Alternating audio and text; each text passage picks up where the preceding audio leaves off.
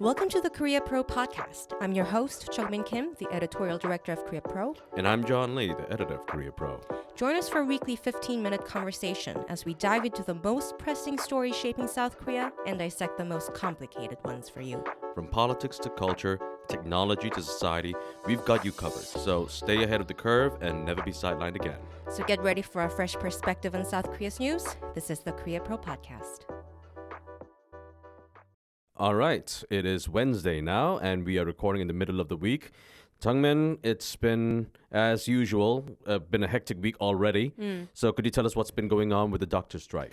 Well, the doctors are still continuing their strike. A lot of people resigned, and a lot of people remain outside their workplaces. Right, the word that's being used is meltdown. Right, and although the government has been saying that after their deadline they have given the doctors to come back by Thursday, which is tomorrow, February 29th, the government does say that some doctors came back, but they are not releasing specific numbers. Their deadline was that if they come back to work by Thursday, they won't receive any penalties. And which is quite saying something, because although they have not specified how many doctors have come back, what we do know is that at least 9,000 doctors have submitted their resignations, or at least they walked off their jobs.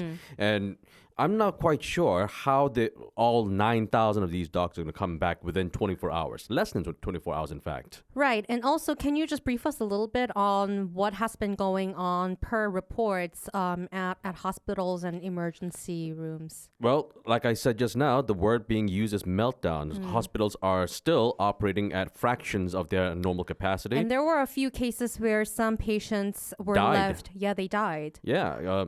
And the doctors and the government are trading blame. And there's the doctors saying that it's the government's policies that has prevented them from taking care of the patients. And of course, the government, along with even opposition policymakers, lawmakers, are saying that this is the fault of the doctors. No one's taking responsibility for this right now. Right, and there has been some development when it comes to negotiation between the Doctors Association and the government. It seemed like a few senior doctors, like professors or heads of certain associations, were suggesting internally that they have to come up with a negotiation point as soon as possible because of the meltdown that you just explained.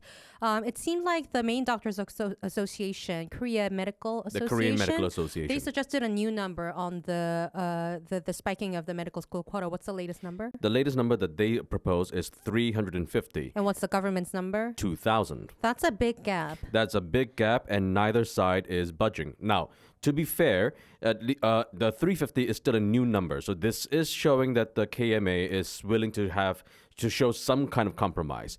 But very little compromise. Very little bit. Also, it's incoherent as well, because in the previous administration, I believe, when there was a suggestion about 400 seats, they said it's too much. They said it was too much, but now that Yoon has come up with a much bigger number, so I guess 350 is acceptable. But the important thing is that number 2,000. Yoon has said that this is a number that the government cannot and will not compromise on. And Yoon, as anyone who's observed South Korean politics since he became president is aware of, he likes to use these strong tactics, whether it was cement truckers or whether it was nurses or now the doctors. He treats all of these unions with the same brush, doesn't he? And even with the doctors. And it was interesting because I went to a press conference with the New Futurist Party leader, former Democratic Party leader and Prime Minister Lee Nak-yon. He was trying to position himself as a little bit of a mediator role or a centrist role. Right. Even with this doctor's strike issue, he repeated the Democratic Party position and the PPP's position and the government's position that we cannot forgive doctors for doing this because it's just not ethical. Although it was interesting to see how Lee Nak-yon framed this, about the sort of devil's advocate on what Yoon is doing wrong. It was exactly your point about the rhetoric that Yoon was giving. And his point was that although it's doctors' fault for not negotiating and not budging, Yoon's way of negotiating with people by using strong rhetoric, such as no negotiation, anti-state activity, it's not going to work with the doctors, because with the labor unions and other vulnerable population, let's say, it may have worked in a couple of cases in the past year, but doctors are very privileged class here. And the way he is approaching it, the same way he uses to labor unions, so to say, he was saying that it's just not efficient and they're not going to listen to that. Plus, the doctors have a bit more leverage than cement truckers did. Right, the doctors exactly. have actual hostages. And so this is a negotiating tactic between the doctors and the president. Now, let's be fair, Lee Nak-yon is being a very smart politician by taking the centrist position, laying blame on both sides. But I'm not sure if this is actually realistic when he says that there should be some sort of compromise with the numbers, because as we talked about last week, there is a doctor shortage. And even if we have 2,000 additional slots in the medical schools, that might still not be enough to cover the doctor shortage. So I'm not sure if Lee Nak-yon's proposal, as smart as it sounds, will actually be practical in the long term. Well, let's move on to the Enwon Presser deep dive a little bit more. He touched on multiple topics there, from birth rate to other social issues, gender gap, his take on what he thinks of Lee Suk, his former ally. 동지, I believe, was the word that he used. But now divorced. Comrade, for those of you who don't know the word. Yeah, and also he name-dropped Moon Jae-in again. Although this is the North Korea realm a little bit, he mentioned that Yoon Suk-yeol should go for inter-Korean summit and that they could tap Moon to play a certain role in that, although North Korea really, really hates Moon. So it's not practical, like you mentioned with the doctor strike position that he gave. But he has a political calculation that he is going for, which is exactly a centrist image and also his links to more established politicians. The former president, exactly. Right. It's a known playbook for South Korean politicians to go for it during the campaign season, to put the name of a renowned politician in their posters, the photos that they took on their Instagram and Facebook, and so on and so forth. It's smart politics to be able to link back to a former president who was, whether you agreed with his politics or not, highly popular. Whereas Yoon can't exactly align with any previous conservative presidents because they've all either been disgraced or went to prison. Right. But and also the strategy that Lee Nak-yon took yesterday was very interesting, because he also mentioned Japan policy. Could you tell us a bit more about that? Right. Well, he started off with criticizing the Yoon administration's concessions that they made to Japan with the deal earlier last year, I believe. But he was also partly criticizing the Moon administration for not taking a less of a concession sort of deal that they came up with while he was a prime minister. And he was saying that it would have been better if they took it, although and it would have been much better than Yoon's version of a deal. Praising Moon on one side and criticizing him with another. Right. I thought it was a smart move, and I could see that there was certain calculation in that. And when it comes to his criticism on Lee Jae-myung, the leader of Democratic Party, no love lost there. No. And there was a very interesting claim. He said that he watched South Korean politics for 40 years either as a journalist or a politician. He said that this is the most violent candidacy nomination ever when it comes to general election. Do you think that's true? So many defections. Now, you know much more about this than I do, but the Democratic Party has been saying that a lot of these DP lawmakers, who many have voted against him during the votes to potentially arrest him, have been getting penalized by saying that they are underperforming.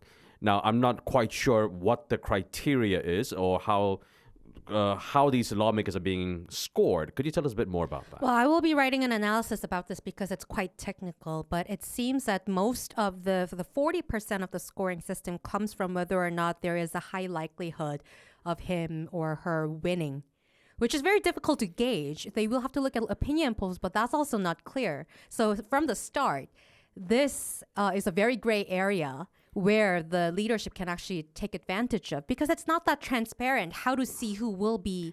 Yeah, I read up a little bit on it, and I gotta say, I think figure skaters are scored in a much more transparent manner than the way that these lawmakers are being scored. Exactly. And like all the parts of the scoring systems are stuff like how well did the lawmakers do with their legislations and bill proposals, or their dedication to ethical standards and moral so not exactly an objective scoring system. No, not at all. And we are already seeing a lot of reports about multiply elected lawmakers leaving. Four-term lawmakers leaving or giving deadline to the Lee Jae-myung leadership to change the policy. Saying that they're going to defect from the party and join Lee Nak-yon's new party. Right. So Park Young-suk left DP just I think yesterday, who's a very senior lawmaker. Seol-hun also just left this morning, right? Like, and it looks like it's messed up. So if you were a Democratic Party, say, strategist, how hard would you be knocking your head on the desk right now? This will only go up in the video, but All right. very hard. Very hard. Yeah. Okay. So I guess this is one way of trying to win an election, to alienate your voter base and your lawmakers and trying to shrink your party. Well, there are other interesting takes that I saw about this. It seems that some people think that Lee Jae-myung's priority right now with the scoring system and the very hectic, violent, quote-unquote, candidacy nomination is not really for winning the election, but trying to have a full-fledged, powerful leadership over DP. I believe one of the latest lawmakers who defected criticized Lee Jae-myung, saying that he's basically just trying to stay out of prison as opposed to having a coherent opposition party. I honestly think that that's what it is. And it's increasingly looking like it's going to be very difficult election for the Democratic Party. Looking at the polls. Which is great news for the president, I guess. And the PPP. Right. And probably other minor parties as well. And what will be a more longer term implications of this in terms of policy? Well, I'm not sure how long-term you're talking about because there is a lot of speculation. Let's say within Yoon administration term. And that's the thing. That's a thing. Sure, the PPP might actually turn out winning, quote unquote, this election. But will it be really winning? Because there's a very strong chance that after the election, Lee Nak-yon might return to the Democratic Party to challenge Lee Jae-myung's leadership. But anyway. Sure, at the very near term right now, after the election, Yoon's foreign policy and domestic politics might likely get a boost. Yoon has been pushing for deregulation. He's been pushing for friendlier ties with the U.S. and Japan. He might get some of that. But if Lee Nak-yon returns to the Democratic Party later on, this might return to the status quo, won't it? Well, also, even if he does not return to the Democratic Party and sticks to his ethical justification, which is promoting a multi-party sort of structure in the National Assembly, even if he does not go back, the policy line on foreign policy, it does not change that much. So when it comes to voting, on specific agenda at the plenary session, I don't think it's going to change that much. Is there any part that will actually change due to these multi-party sort of structure? Tax revisions, maybe? When it comes to deregulating the economy, when it comes to corporate tax cuts, it's very hard for Yoon to do that. Because even if Lee Nak-yon doesn't join the DP, they are much aligned in this sort of area. So when it comes to economic policies... When you say they being the Democratic Party and the New Futures Party. So in that regard, Yoon might not have all that much success. But when it comes to foreign policy, that's the president's playground. He can do pretty much what he wants. What about any other domestic topics that they might diverge on the DP and the New Futures Party? Perhaps one area that they might disagree on would be whether or not to revise the current election system, like how big the district should be, or the semi-MMP system that Lee Nak-yon really hated. Sure, those two did not really get along with those election processes. But that's also another big question mark, isn't it? Right. It's really hard to understand how a party leader can decide the election system that they are going to use just weeks before the election deadline itself. Now, how this will actually play out, I'm not quite sure. Because this has been a debate that's been going on ever since this new rule was implemented in 2020. So your guess is as good as mine. Well, let's go even further. Let's say, fast forward, it's presidential election. 2027, all right. And let's say Lee Nak-yon becomes a front runner of the progressive, whatever party name it would be at the time. He very well could be considering the polls right now. Right. What kind of presidential candidate will he be like? Lee Nak-yon? Yeah. Lee Nak-yon will very be much like Moon Jae-in 2.0. Now, he might be somewhat less extreme, shall we say, when it comes to... Probably less hostile towards Japan compared to Moon. Exactly. But will he be able to follow in the same footsteps when it comes to North Korea? I doubt it. The world has changed too much since Moon left the office. So he will try to build up from where Moon Jae-in left off in many different ways. Now, will the parliament be able to back up whatever he wants to pursue? That really depends on what happens this coming April, doesn't it? Unlock the full Korea Pro experience by joining our community. Stay informed, stay ahead, and never miss a beat on Korean affairs that matter. Subscribe today and transform the way you understand Korea.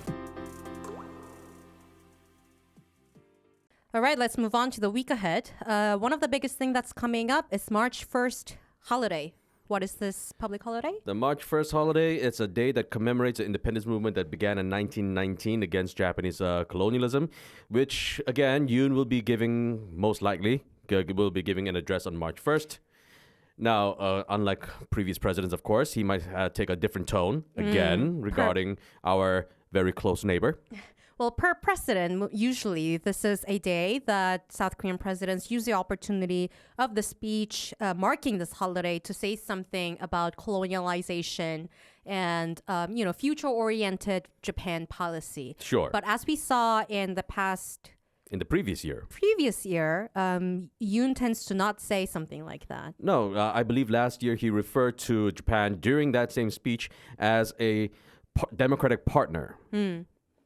Which was quite a different tone compared to previous presidents. Now, of course, Japan is a democratic partner, and South Korea and Japan has a closer relationship since Yoon became president. But yeah, it's about the timing and the very fact that he's talking about Japan in that speech, isn't it? Right. And also, this comes after a very interesting and very viral history debate in South Korea. What is it about? 건국전쟁, or The Birth of Korea, which is a documentary movie that just came out not too long ago. It's about the country's founding president, Lee Seung-man, or Syngman Rhee, as it's written in English. Very weird spelling. But one of our contributors, Ben Engel, wrote an excellent piece about this documentary. But anyway, because of this movie and about how it's trying to, shall we say, reframe the way people look at the first president, this might be a bit interesting, isn't it? Right. And although March 1st speech is not exactly about the founding president, although it touches on the era that is related to the founding president's legitimacy. Right. So maybe it will come up. Never mind that Lee Seung-man was very anti-Japanese. I don't think he will mention Lee Seung-man directly in his speech, but he could say something related to seeing facts straight in history. Reassessing our views on history. And roots of Korea. Right. So this should be a rather interesting speech, considering how by the time he gives a speech, elections will be about 40 days away. Right. The second thing to watch for in the coming week or weeks is the Freedom Shield U.S.-South Korea joint exercises. This is a springtime one, usually done mid-March, but this time it starts on March 4th, spanning 11 days like last year.